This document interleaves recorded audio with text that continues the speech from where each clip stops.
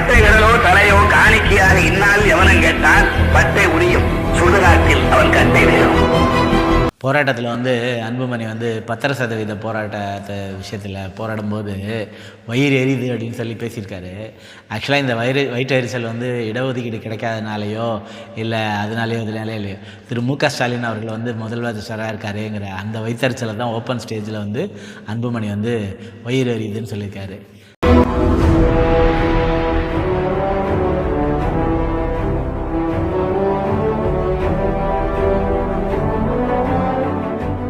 வணக்கம்.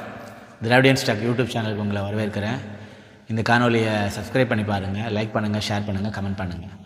இப்போது ஞாயிற்றுக்கிழமை ஆனால் சின்ராசை கையில் பிடிக்க முடியாதுன்னு சொல்கிற மாதிரி எலெக்ஷன் வந்தோடனே அன்புமணியை கிளம்பிட்டார். 10% போராட்டத்தோட போர்டு கையில் எடுத்துகிட்டு கிளம்பிட்டார். ஆக்சுவலாக இந்த போராட்டத்தில் அன்புமணி 10% இடஒதுக்கீடு கேட்கறதுல பல காரணங்கள் இருக்குது. அந்த 10% அடையணுங்கிறதுல பல காரணங்கள் இருக்குது. அதில் ஒரே ஒரு காரணம் மட்டும் அவருக்கு வேண்டவே வேண்டாங்கிறது என்னென்னா, அந்த 10% மட்டும் அவருக்கு வேண்டவே வேண்டாம். அதுக்கு தான் அவர் இந்த போராட்டத்தை நடத்துகிறார்.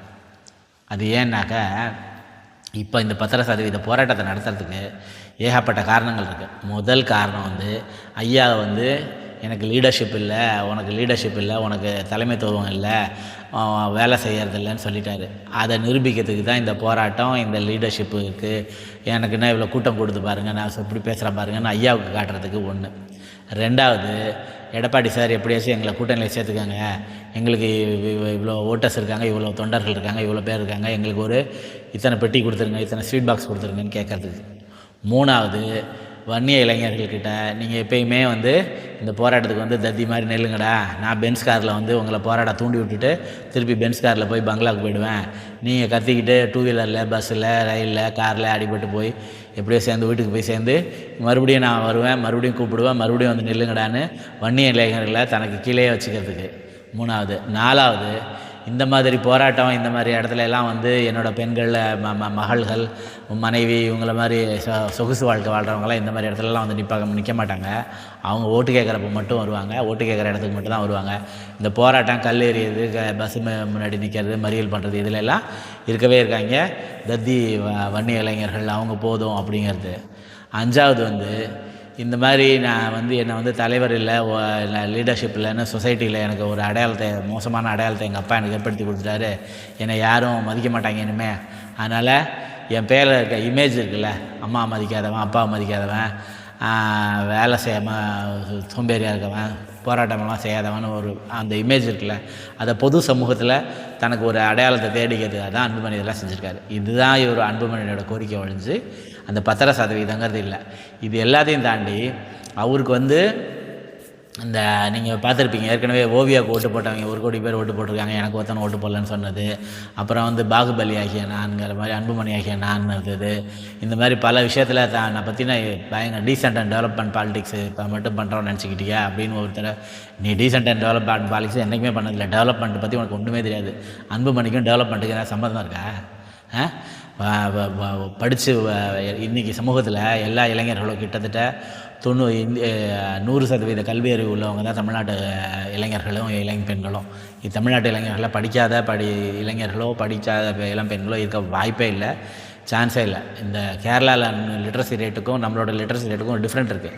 அவன் பேரை எழுத தெரிஞ்சு கையெழுத்து போட்டாலே படித்தவனா அவன் அங்கீகரிக்கிறான். நமக்கு வேறு ஸ்கேல் இருக்குது. அதனால் ஆனாலும் தமிழ்நாட்டு இளைஞர்கள் இன்றைக்கி 2025 இருக்கிற அத்தனை இளைஞர்களாக இருக்கிற அத்தனை பேரும் படித்தவங்க தான். அந்த படித்த இளைஞர்களை நீ கல்லறியறதுக்கும் ரயில் முன்னாடி நிற்கிறதுக்கும் போராட்டம் பண்ணுறதுக்கும் பயன்படுத்தினா ஜனநாயக முறையில் சிறை நிரப்பும் போராட்டம். ஆனால் நீங்கள் எப்படிப்பட்டவங்க, உங்களை எப்படியெல்லாம் சொன்ன தடுத்து கையை நீட்டுறதெல்லாம் எதுக்கு? நான் இப்படி பேசுகிறேன்டா, நீ என்ன செய்யணுமோ அதை செஞ்சிரு அப்படின்னு சொல்கிறதுக்கு தான். அந்த இதில் சொல்லுவாங்க, இந்த சினிமாவில் நீங்கள் பார்த்துருப்பீங்க, இப்போ பேரை பேசி இப்போ வாழ்க வாழ்கன்னு சொல்லும்போது இந்த எம்எல்ஏ டக்குன்னு அப்படியே லோ பண்ணி அந்த தலைவர் வந்துட்டாருன்னா தலைவர் பேரை சொல்லி போராட்டத்தை ஹைப் பண்ணுவாங்க. அப்புறம் தலைவர் அந்தான பண்ண இந்த எம்எல்ஏ உடனே இப்படி கையை காட்டுவோம், உடனே எம்எல்ஏ பேரை ஹைப் பண்ணுவோம். இது இந்திரன் சந்திரன் படம், இந்த மாதிரி நிறைய படத்தில் இந்த சீன்ஸ் இருக்கும். அமைதி படம் இதிலெல்லாம் நிறையா அந்த மாதிரி இருக்கும். நீ சொல்லுவான், ஆனால் செய்ய மாட்டான். அதனால் நீ போராட்டத்தை ஜனநாயக முறையில் பண்ணுன்னு மேடையில் சொல்லுவேன். கீழே பாடி லாங்குவேஜ், சிக்னல்ஸ் இதிலெல்லாம் நீ ஜனநாயக முறையெல்லாம் பண்ணாதடா, கல்லெடுத்து அடிடா, பஸ்ஸை கொளுத்துறாங்கிறது தான் உங்களோட பாடி லாங்குவேஜ். எனக்கு தெரிஞ்சு இந்த இப்போ கூட சமீபத்தில் இந்த பாபநாசம் படத்தில் தக்குன்னா என்னென்னா சல்லி பையன்னு சொல்லி ஒரு டைலாகை சொல்லுவா அந்த கதாநாயகி நிவேதா தாமஸ். அந்த சல்லி பயலுக்கான வார்த்தை உள்ள ஒரே ஆள் அன்புமணி ராமதாஸ் தான் சம்பாரித்து தான் பங்களாலேயும் சொகுசு வாழ்க்கை வாழணும், தான் பென்ஸ் காரில் போகணும், தான் பொண்ணுங்களுக்கு ஆடம்பர கல்யாணம் பண்ணணும், இந்த மாதிரி வசதியான வாழ்க்கை வாழணுங்கிறதுக்காக படித்த இளைஞர்கள் மேலே கண்டிப்பாக ஏதாவது ஒரு கேஸோ இல்லை இதுவோ ஃபைல் ஆனால் அவங்களோட எதிர்காலமே பாதிக்கப்படும் தெரிஞ்சு நீ ரயிலில் கல்லெடுத்தடி பஸ்ஸை முன்னாடி மாதிரி பஸ்ஸை கொளுத்துன்னு சொல்லிவிட்டு தூண்டி விடுற வேலையை இளைஞர்களை பார்த்து இந்த மாதிரி தூண்டி விடுற வேலையை செய்கிற ஒரே அரசியல்வாதி தமிழ்நாட்டில் அன்புமணி மட்டும்தான். வேறு யாருமே இளைஞர்களை நல்வழிப்படுத்துறதுக்கு என்ன வழியோ இந்த மாதிரிலாம் பண்ணாதீங்க. நம்ம முதல்வர் இருக்கார் திரு மு க ஸ்டாலின் அவர்கள் இருக்கார், அவர் யார் வேணாலும் என்ன வேணாலும் சொல்லட்டும், நீங்கள் படிப்பில் குறியாருங்க, படிப்பு தான் நமக்கு எல்லாமேங்கிறத பல மேடைகளில் பேசியிருக்காரு. என்னைக்காச்சும் அன்புமணி தன்னோட வன்னி இளைஞர்களை பார்த்து இந்த மாதிரி நீங்கள் படிங்க, படித்து நல்ல வேலைக்கு போங்க, இந்த மாதிரிலாம் நிற்காதீங்க, போகாதீங்க, வராதிங்க அப்படின்னு சொல்லிக்கார. எங்கள் சமுதாயம் ரொம்ப மோசமான இடத்துல இருக்குது, குடிக்கிறான், சாராயம் காய்ச்சறான், அப்படி இப்படி. அந்த சமுதாயத்தோட மேம்பாட்டுக்காக நீ செஞ்சது என்ன அன்புமணி? ஒரு அளவு இல்லையா நீங்களாம் இளைஞர்களை கெடுக்கிறதுக்கு? இளைஞர்களை கெடுக்கிறதுங்கிறது ஒரு சமுதாயத்தை கெடுக்கிறதுக்கான வேலை. அது நீங்கள் சம்பாரித்து நீங்கள் சொகுசு வாழ்க்கை வாழணுங்கிறதுக்காக ஒரு சமுதாயத்தை கெடுத்து குட்டிச்சாராக்கணும்னு திட்டம் போட்டு நாங்கள் அக்னியில் பிறந்தவங்கன்னு புராணம் பேசுகிறீங்களே. நீங்கள் அம்பேத்கர், கார்ல் மார்க்ஸு, பெரியாரோட படங்களெல்லாம் போட்டு தான் உங்கள் கட்சியை தொடங்குனீங்க. இன்றைக்கி உங்கள் மேடைகளில் அம்பேத்கர், பெரியார், கார்ல் மார்க்ஸ்லாம் வச்சுக்கிட்டு நாங்கள் அக்னி சட்டிலேருந்து பிறந்தவன்னு சொல்கிறீங்களே, அதில் ஏதாவது அர்த்தம் இருக்கா?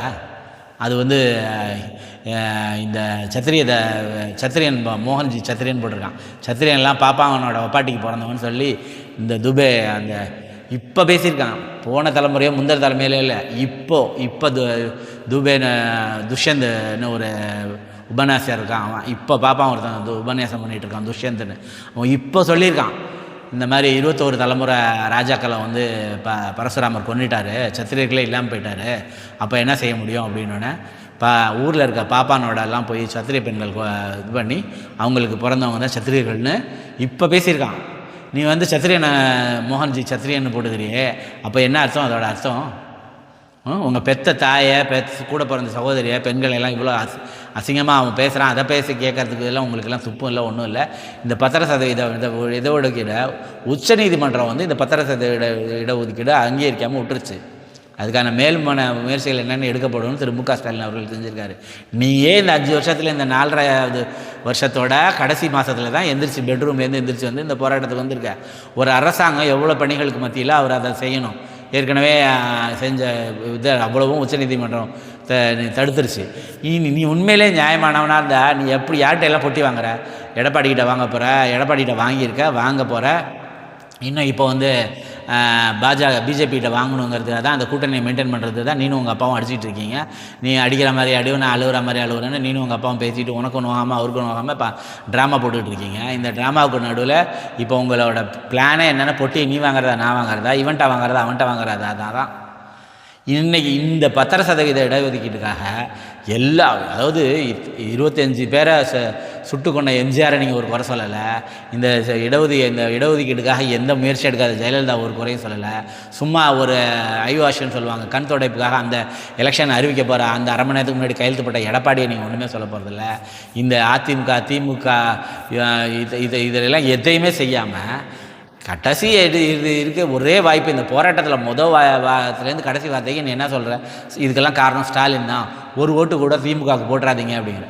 இப்போ நீ மட்டும் உறுதியாக ஒரு சரியான அரசியல்வாதியாக இருந்திருந்தா நீ ஒரு வார்த்தை சொல்லு, எடப்பாடி ஆட்சிக்கு அடுத்த நிமிஷம் அந்த 10% இது கையெழுத்து போடுவார்னு எடப்பாடியை சொல்லு. எடப்பாடியோட எலெக்ஷன் இதில் சொல்லு. பிஜேபி இருக்க ஆளுதில்லை, இப்போது ஒன்றிய அரசு இப்போ ஆளுதில்லை. ஒன்றிய அரசு தன்னோட ஆள்ற ஒன்றிய அரசு இந்த 10% இடஒதுக்கீட்டை நாங்கள் வழங்குறோன்னு ஒன்றிய அரசை சொல்ல முடியுமா? என்னமோ எதுவுமே தெரியாமல் இந்த இளைஞர்களை இப்போ என்ன பிரச்சனை உனக்கு? அதிமுகவோட கூட்டணி போடணும், அதிமுகவில் பொட்டி வாங்கணும். அதை உங்கள் அப்பா திமுகவோட பேசிகிட்டு இருக்காரு, அதை திமுகவோட எந்த இதுவும் போயிடக்கூடாதுங்கிறதுக்காக ஸ்டாலினை எவ்வளோ குறை சொல்ல முடியுமோ அவ்வளோ குறை சொல்லி திட்டி வைத்தியரை இது கத்தி ஒன்று தான் தெரியலாம். அன்புமணி நீங்கள் ரூமை சாத்திக்கிட்டு எனக்கு ஓட்டு போடுங்கன்னு கத்தி எடுத்து வயிற்றில் குத்திக்கலாம், அதான் செய்ய முடியும்.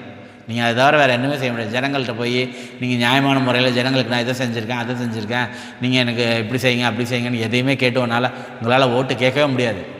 நீங்கள் மரத்துக்கு மரம் தாவுற கேஸு. அப்படி இருக்கும்போது உங்களை நம்பி ஜனங்க ஓட்டு போடவும் மாட்டாங்க. அப்படி அதனால் நீங்கள் என்ன பண்ணுவீங்க, ஓட்டு உங்களுக்கு கிடைக்காது. அந்த ஓட்டை வாங்குறதுக்கு உங்கள்கிட்ட இருக்கிற ஒரே ஆயுதம் இந்த 10% தான். நீங்கள் இந்த வன்னிய இளைஞர் அவ்வளோ பேரும் 10% வாங்கிறதுக்கு தான் அன்புமணி கூப்பிட்டுருக்காரு நினச்சிட்டு தான் வந்திருப்பான்.